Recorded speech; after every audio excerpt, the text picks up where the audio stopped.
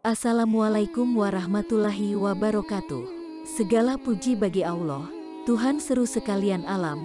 Solawat dan salam atas junjungan kita baginda Nabi Muhammad Sallallahu Alaihi Wasallam. Kali ini akan dibacakan karya Imam Al-Ghazali yang berjudul Antara Zakat dan Kebahilan dalam kitab Tahzib Mukasyafah Al-Qulub. Allah Subhanahu wa Ta'ala berfirman, "Dan janganlah orang-orang yang bakil terhadap apa yang diberikan Allah kepada mereka, menyangka bahwa kebahilan itu baik bagi mereka. Sebenarnya kebahilan itu adalah buruk bagi mereka. Harta yang mereka bakilkan itu akan dikalungkan di leher mereka nanti di hari kiamat." Quran Surat Ali Imran ayat ke-180. Allah juga berfirman, "Neraka bagi orang-orang musyrik, yaitu orang-orang yang tidak menunaikan zakat." Quran Surat Fussilat ayat ke-6-7. Rasulullah Shallallahu Alaihi Wasallam berkata, orang yang tidak mau menunaikan zakat dari hartanya, pada hari kiamat nanti lehernya akan dililit ular yang besar. Hadis sahih diriwayatkan Ibnu Majah. Rasulullah juga bersabda, "Wahai orang-orang muhajirin, ada 5 hal yang jangan sampai menimpa atau terjadi pada kalian. Aku memohon ampunan kepada Allah agar tidak menimpa kalian. Sebuah malapetaka tidak akan terjadi pada suatu kaum, hingga mereka mengekspos hal itu, kecuali Allah akan memberikan kelaparan bagi mereka, yang tidak pernah diberikan kepada kaum sebelumnya. Jika mereka mengurangi timbangan, akan datang paceklik dan penguasa yang jahat.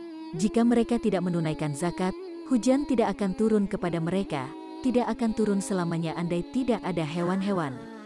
Jika mereka melanggar ajaran Allah dan Rasul-Nya, musuh akan mudah menyerang mereka dan mengambil milik mereka.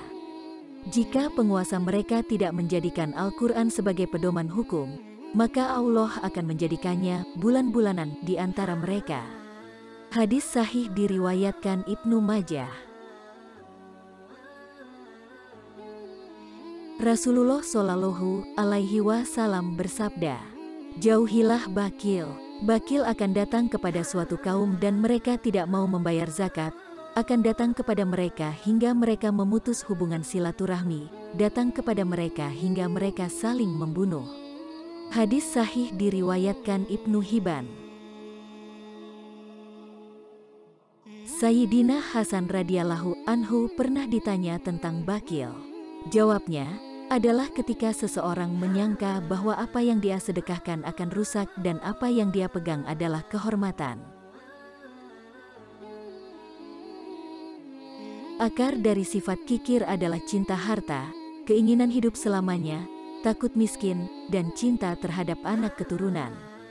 Dalam sebuah hadis yang diriwayatkan Abu Ya'la disebutkan, anak bisa membuat gila, kikir, dan sengsara. Ada sebagian orang yang tidak mau membayar zakat dari hartanya, tidak berbuat baik untuk diri dan keluarganya. Kesenangannya adalah menikmati dan memandangi uang, memegangnya. Padahal ia sadar bahwa dirinya akan mati. Seorang penyair berkata, "Teman, ada hewan di antara manusia. Menjelma lelaki cerdas brilian, jeli atas petaka hartanya, tapi petaka agama tak dilihatnya."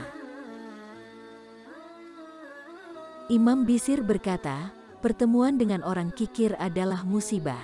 Melihatnya dapat mengeraskan hati.